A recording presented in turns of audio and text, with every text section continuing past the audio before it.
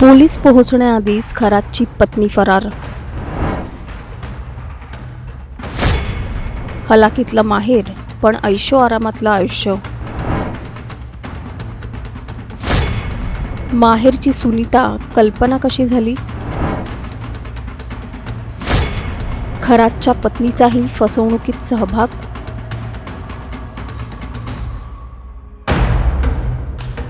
नाशिकचा भोंदू कॅप्टन अशोक खरात. आधी लैंगिक शोषणाचे गंभीर आरोप, त्यानंतर फसवणुकीचे धक्कादायक प्रकार आणि आता तपास जसजसा खोल जातोय तसतसे नवीन धागेदोरे समोर येत आहेत. पण या सगळ्या प्रकरणात आता सर्वात मोठा ट्विस्ट समोर आलाय. तपासाची दिशा थेट त्याची पत्नी कल्पना खरातकडे वळली आहे. लग्नाआधी हलाखीत जीवन जगणाऱ्या कल्पनाचं आयुष्य लग्नानंतर अचानक ऐशो आरामात बदललं. हा कल्पनाच्या नशिबाचा खेळ होता का, की यामागे फसवणुकीतून आलेला पैसा होता?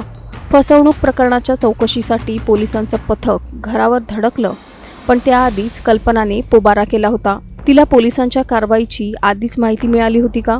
आता सर्वात महत्त्वाचा प्रश्न म्हणजे या संपूर्ण प्रकरणात कल्पनाची भूमिका नेमकी काय आहे? ती फक्त पत्नी आहे की या सगळ्या जाळ्याचा एक महत्त्वाचा दुवा? या प्रश्नांची उत्तरं जाणून घेण्यासाठी हा व्हिडिओ शेवटपर्यंत पाहत राहा आणि टाइम्स नाऊ मराठीला लाईक, फॉलो आणि सबस्क्राईब करा.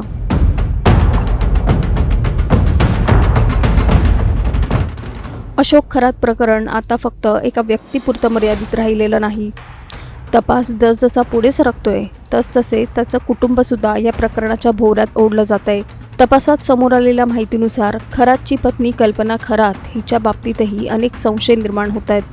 मूळची नाशिकच्या सिन्नर तालुक्यातली पाडळी गावची असलेली कल्पना, जिथे तिचं कुटुंब आजही अत्यंत साध्या आणि हलाखीच्या परिस्थितीत जीवन जगतंय. घरात वृद्ध आई, विधवा भावजय आणि लहान भाचा अशी परिस्थिती असताना कल्पनाचं लग्नानंतरचं आयुष्य मात्र पूर्णपणे वेगळं होतं.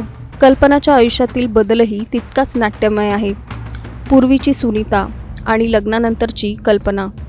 गरिबीतून थेट ऐशो आरामात गेलेलं आयुष्य.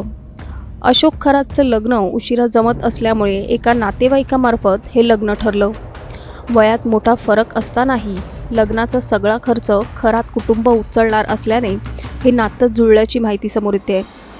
अशोक खरातसोबत लग्न झाल्यानंतर तिचं आयुष्य अचानक बदललं. ऐशो आराम, मोठं घर आणि बक्कळ पैसा. पण या सगळ्यासोबतच तिचा माहेराशी असलेला संपर्क कमी होत गेला. दरम्यान तपासात असंही समोर येतंय की फसवणुकीच्या प्रकरणात तिचाही काही प्रमाणात सहभाग असू शकतो. त्यामुळेच पोलिसांनी तिचा शोध सुरू केलाय. पण इथेच सर्वात मोठा ट्विस्ट समोर आलाय. SITचं पथक तिच्या घरावर पोहोचण्याआधीच कल्पना खरात फरार झाली. म्हणजेच तिला कारवाईची आधीच माहिती मिळाली होती का, असा संशय व्यक्त होतोय. या प्रकरणात आणखी एक महत्त्वाची बाब म्हणजे खरातचा मुलगा हर्षवर्धन आणि मुलगी तृप्तबाला यांना पोलिसांनी ताब्यात घेतलंय. तपासात सहकार्य न केल्यामुळे आता अशोक खरात समोरच त्याच्या मुलाची चौकशी करण्याची तयारी सुरू आहे. अशोक खरातवर आधीच लैंगिक शोषण, आर्थिक फसवणूक, जमीन घोटाळे असे गंभीर आरोप आहेत. दररोज नवीन तक्रारी समोर येत आहेत. त्यामुळे तपास अधिकच गुंतागुंतीचा होत चाललाय. पोलिसांच्या आधीच कल्पना खरात फरार कशी झाली? पोलिसांच्या येण्याचा सुगावा कल्पनाला आधीच लागला होता का? खरातच्या भोंदूगिरीत कल्पनाचा किती सहभाग आहे? ती फक्त साक्षीदार आहे की या प्रकरणातला मोठा मासा? गरिबीतून ऐशो आरामात गेलेलं कल्पनाचं आयुष्य, यामागे खरातच्या पैशांचा किती वाटा होता? आणि माहेराशी नातं तुटण्यामागे फक्त परिस्थिती होती की काहीतरी लपवलं जात आहे? तुमचं या सगळ्या घडामोडींवर मत काय? आम्हाला खाली कमेंट करून नक्की सांगा आणि चॅनलला सबस्क्राईब करा.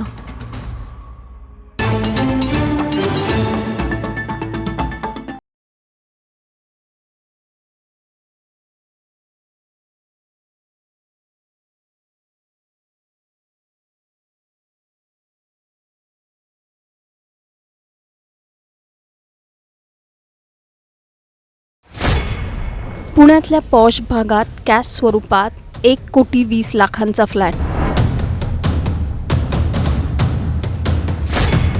12 लाख उत्पन्न दाखवून कोट्यवधींची संपत्ती.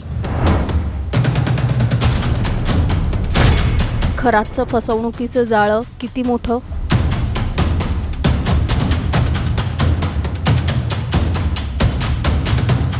नाशिकचा भोंदूबाबा अशोक खरात प्रकरणात एकामागोमाग एक धक्कादायक खुलासे समोर येत आहेत. आधी लैंगिक शोषण, नंतर फसवणूक आणि आता कोट्यवधींच्या मालमत्तेचे धक्कादायक धागेदोरे समोर येत आहेत। दिवसेंदिवस या प्रकरणाची व्याप्ती वाढते आणि प्रत्येक खुलाशानंतर एकच प्रश्न अधिक मोठा होत चाललाय, तो म्हणजे खरातने एवढी प्रचंड संपत्ती नेमकी कशी कमवली। पुण्यातल्या अत्यंत महागड्या भागात मुलीच्या नावावर आलिशान फ्लॅट आणि तोही थेट कॅशवर खरेदी, आणि दुसरीकडे आयकर विभागाला फक्त 12 लाखांचं उत्पन्न दाखवणं। हे सगळं फक्त योगायोग आहे का, की यामागे मोठा काळा पैसा आणि फसवणुकीचं जाळं दडलंय? याचा सविस्तर आढावा या व्हिडिओच्या माध्यमातून आपण घेणार आहोत। त्यासाठी हा व्हिडिओ शेवटपर्यंत पाहत राहा आणि टाइम्स नाऊ मराठीला लाईक, फॉलो आणि सबस्क्राईब करा।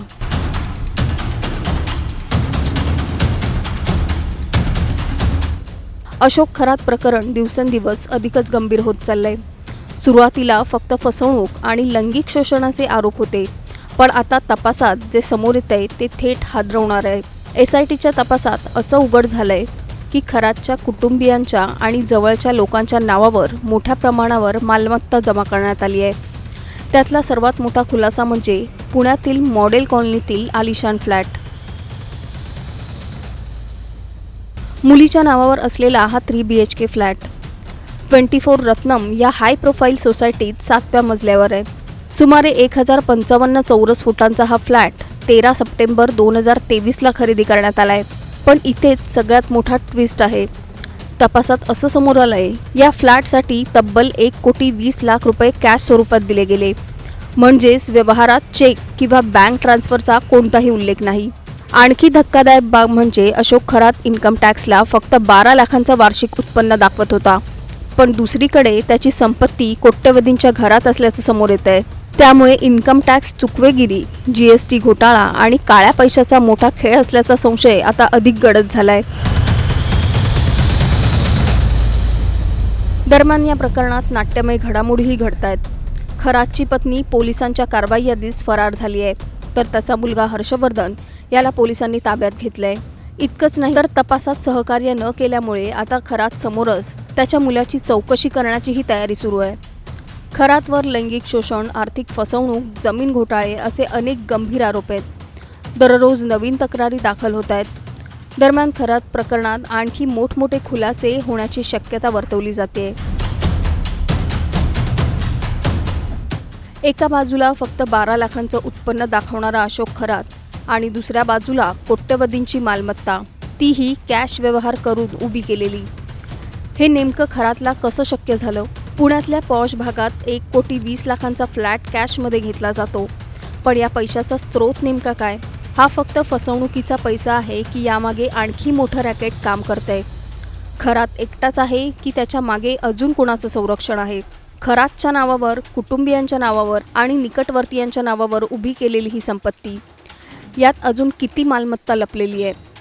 तुम्हाला या सगळ्याबाबत नेमकं काय वाटतं? आम्हाला खाली कमेंट करून नक्की सांगा आणि चॅनलला सबस्क्राईब करा।